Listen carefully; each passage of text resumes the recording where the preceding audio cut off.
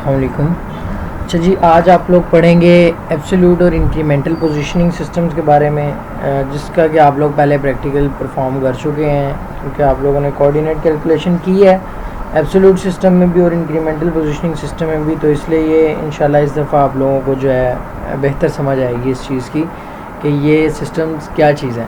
तो सबसे पहले प्रोग्राम बनाने के लिए दो सिस्टम्स मौजूद हैं, जैसे कि आप लोगों को पता है, एब्सोल्यूट पोजीशनिंग सिस्टम और इंक्रीमेंटल पोजीशनिंग सिस्टम। इसके बाद एब्सोल्यूट पोजीशनिंग सिस्टम की बात करते हैं। तो एब्सोल्यूट पोजीशनिंग सिस्टम में तमाम तर पैमाइशें या कोऑर्डिनेट्स एक ही मुतय्यन करदा फिक्स्ड रेफरेंस से लिया जाता है। यानी कि एब्सोल्यूट पोजीशनिंग सिस्टम में जब भी आप कोऑर्डिनेट्स लिखते हैं, आपको याद होगा कि जो स्टार्टिंग पॉइंट होता है, जो रेफरेंस पॉइंट होता है, शुरू वाला पॉइंट, जिधर से रेफरेंस लेकर हम चलना शुरू करता है हमारा टूल, जिस रेफरेंस से शुरू होता है काम, वो जो होता है रेफरेंस पॉइंट, वो फिक्स रहता है। फिर हम सारी की सारी ड्राइंग में हर पॉइंट की 1 2 3 4 जितने मर्ज़ी पॉइंट्स हों, हर पॉइंट का फासला, हर पॉइंट के कोऑर्डिनेट्स जो हैं, हर पॉइंट की पैमाइशें, वो हम एक ही फिक्स पॉइंट से बताते हैं। ठीक है, तो ये इस तरह का सिस्टम जो होता है, ये एब्सोल्यूट पोजीशनिंग सिस्टम होता है। तो जब भी टूल एक पॉइंट से दूसरे पॉइंट पर हरकत देनी हो, तो इसके एंड पॉइंट की वैल्यूज़, मतलब जो एंड है उसका जहाँ पर जाना है, एक ही फिक्स रेफरेंस जो रेफरेंस पॉइंट है, या उसको वर्ग ज़ीरो भी कहते हैं, से ही ली जाती हैं। इस सिस्टम का फ़ायदा ये है कि पैमाइश देने के दौरान होने वाली गलतियों को जॉब के ज़ीरो पॉइंट के मुताबिक आसानी से ख़त्म कर दिया जाता है और गलती का असर बाद में आने वाले ब्लॉक्स पर नहीं होता। और नुकसान ये है कि हिसाबी कैलकुलेशन कदरे मुश्किल होती है। अब वाकई इसमें मुश्किल थोड़ा सा ये है कि इसकी कैलकुलेशन थोड़ी सी मुश्किल लग रही होती है, आप लोगों को भी, कुछ स्टूडेंट्स को ये मुश्किल लग रही होगी दूसरे सिस्टम के मुकाबले में। लेकिन इसमें एक ये चीज़ है कि इसमें एरर के चांसेस बहुत कम होते हैं। ठीक है, क्योंकि आप हर दफ़ा पैमाइश जो है वो एक ही फिक्स पॉइंट से देते हो, तो वो जितनी पैमाइश आपने उस पॉइंट से देखनी है, आपने उतनी ही पैमाइश लिखनी है। हर पॉइंट के लिए आपने एक ही फिक्स्ड रेफरेंस से आपने जो है पैमाइश को देखना है।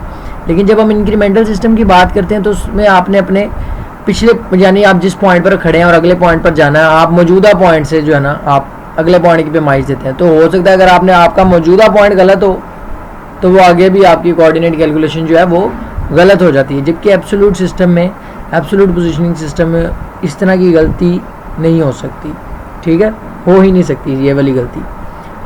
तो ये देखें, ये एक एब्सोल्यूट पोजीशनिंग सिस्टम है, ड्राइंग बनाई हुई है, जिसमें कि ये पॉइंट है, इस पॉइंट से इस सुराख का फासला, इसी पॉइंट से इस सुराख के सेंटर का फासला, इसी पॉइंट से इस सुराख के सेंटर तक का फासला। तो ये एक ही पॉइंट से सारे फासले, सारे पॉइंट्स जो हैं वो एक ही फिक्स्ड रेफरेंस, यानी ये यहाँ से दिए हुए हैं। तो ये ड्राइंग के लिए भी, ड्राइंग करने के लिए भी जो है ना, एब्सोल्यूट सिस्टम और इंक्रीमेंटल सिस्टम इस्तेमाल होता है। तो ये ड्राइंग जो है ये एब्सोल्यूट सिस्टम में भी बनी हुई है। अब बात करते हैं हम इंक्रीमेंटल सिस्टम की। तो इंक्रीमेंटल पोजीशनिंग सिस्टम में हर पॉइंट के बाद अगले पॉइंट के लिए मौजूदा पॉइंट रेफरेंस का काम करता है। यानी कि जो भी पॉइंट है, आपने अगले पॉइंट पर जाना है, तो मौजूदा पॉइंट जो है वो उसके लिए रेफरेंस का काम करता है। यानी कि पॉइंट टू पॉइंट जो है वो रेफरेंस चेंज हो जा रहा होता है साथ साथ। तो यानी इसमें रेफरेंस फिक्स नहीं होता, यही बात, बल्कि हर नए पॉइंट के लिए तब्दील हो जाता है। इस सिस्टम का फ़ायदा ये है कि इसमें हिसाबी कैलकुलेशंस कदरे आसान होती हैं। बिल्कुल ठीक है, जब आपने अगले पॉइंट पर जाना है तो बस आप उसी को देखते हो कि यार कि कितनी पैमाइश है, बस। जबकि एब्सोल्यूट सिस्टम में आपको वो ज़ीरो पॉइंट से आपको पूरी पैमाइश को देखना पड़ता है, जिसके लिए आप क्या करते हो, जो पिछले पॉइंट्स होते हैं उन्हीं में ऐड या माइनस करते रहते हो, जमा या जो है तफरीक वगैरह जो भी चीज़ें होती हैं वो आप उसी में करते रहते हो। ठीक है, तो और नुकसान ये है कि एक ब्लॉक में गलती का असर बाद आने वाले ब्लॉक्स पर भी होता है, लाजमी सी बात है। ठीक है, अच्छा, अब ये इंक्रीमेंटल में है कि अब ये यहाँ से यहाँ तक का फासला, फिर यहाँ से नहीं बताया वहाँ तक का, फिर यहाँ से यहाँ, फिर मौजूदा पॉइंट से अगले पॉइंट का, फिर मौजूदा पॉइंट से अगले पॉइंट का। तो ये इंक्रीमेंटल पोजीशनिंग होती है। तो अब कुछ अहम चीज़ें हैं जो नीचे लिखी हैं कि अमूमन जिस सिस्टम के तहत ड्राइंग पर पैमाइश दी हो, प्रोग्राम भी उसी सिस्टम में बनाना आसान रहता है। बिल्कुल ठीक बात है ये कि अब इसमें ड्राइंग जो है आपको इंक्रीमेंटल सिस्टम में पोजीशनिंग जो है आपको डायमेंशनिंग दी हुई है कि ये एक पॉइंट से इस पॉइंट तक, फिर उसी पॉइंट से अगले पॉइंट तक, फिर उस पॉइंट से अगले पॉइंट तक। तो जब आप इसी सिस्टम को यूज़ करते हुए कोऑर्डिनेट्स लिखोगे तो आपके लिए आसान होगा, आपको जो है कैलकुलेशन नहीं करनी पड़ेगी। जबकि आप एब्सोल्यूट सिस्टम में अगर इसी ड्राइंग को देखते हुए बनाओ तो आपके लिए वो जमा और वो माइनस करना पड़ेगा आपको, इन्हीं में अगले पॉइंट्स को और पिछले पॉइंट्स को, ये वो। अच्छा, आप नोट लिखा हुआ है कि एक ही ड्राइंग में पैमाइश दोनों सिस्टम्स में भी दी जा सकती है, बिल्कुल ठीक बात है। तो एक ही पार्ट, यानी कि फिर एक ही पार्ट जो है उसकी प्रोग्रामिंग भी फिर दोनों सिस्टम्स में हो सकती है, बिल्कुल ऐसे, बिल्कुल ठीक बात है कि अगर एक ड्राइंग जो है उसकी सिस्टम, उसकी जो पैमाइशें हैं वो दोनों सिस्टम्स में दी गई हैं, ये आपकी मर्ज़ी है, आपने उसको दोनों सिस्टम्स में बनाना है, आपने उसको जिस मर्ज़ी सिस्टम में आपने उसका प्रोग्राम लिखना है। इस पर कोई भी आप लोगों पर जो है ना वो बंदिश नहीं होती प्रैक्टिकली, ठीक है। लेकिन हाँ, पेपर के पॉइंट ऑफ व्यू से, टेस्ट के पॉइंट ऑफ व्यू से हम लोग आपके लिए रिस्ट्रिक्शन लगा सकते हैं कि आप इस सिस्टम में लिखें, इस सिस्टम में लिखें, ठीक है। लेकिन जो है प्रैक्टिकली इसमें कोई इतनी रिस्ट्रिक्शन नहीं होती किसी जगह पर।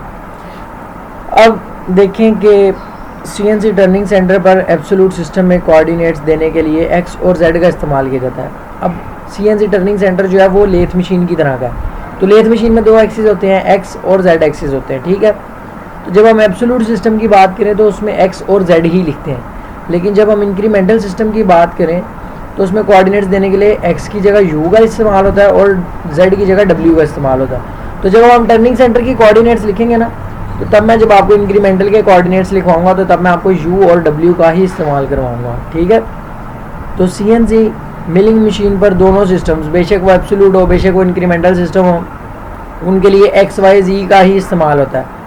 लेकिन क्या होता है, जब भी हम मिलिंग मशीन की बात करें या मशीनिंग सेंटर की बात करें CNC, तो जब एब्सोल्यूट में काम करना हो तो उसके लिए हम एक कोड इस्तेमाल कर देते हैं G90। क्योंकि अब देखो ना, अब वो मशीन को कैसे पता, उसमें तो आपने X, Y और Z ही लिखना है, एब्सोल्यूट में भी और इंक्रीमेंटल में भी। टर्निंग सेंटर में तो ठीक है बात कि आप जो एब्सोल्यूट के लिए आप X और Z लिख देते हो, ठीक है, और इंक्रीमेंटल के लिए आप U और W लिख देते हो। लेकिन अब वहाँ पर तो पता लग गया। अब अगर आप मिलिंग मशीन की बात करो या मशीनिंग सेंटर की बात करो, अब उसमें तो आप दोनों सिस्टम्स के लिए X, Y और Z का ही इस्तेमाल करो, तो मशीन को कैसे पता लगेगा? मशीन को वाज़िया करने के लिए कोड का इस्तेमाल होता है, जो कि एब्सोल्यूट सिस्टम में काम करना हो अगर मिलिंग मशीन या CNC मशीनिंग सेंटर पर, तो G90 कोड का इस्तेमाल किया जाता है, G90। और जब इंक्रीमेंटल सिस्टम में काम करना हो CNC मिलिंग मशीन या CNC मशीनिंग सेंटर पर, तो G91 कोड का इस्तेमाल किया जाता है, ठीक है। तो ये इन कोड्स की वजाहत जो है ये बाद में आप लोगों को दी जाएगी, मज़ीद इसके जो है कोड्स होते हैं वो आप लोगों को पढ़ाए जाएंगे, उनके फंक्शंस बताए जाएंगे। तो ये आज का लेक्चर आप लोगों का यहीं तक था, इसको समझें, कोई भी क्वेश्चन हो तो वो पूछ सकते हैं।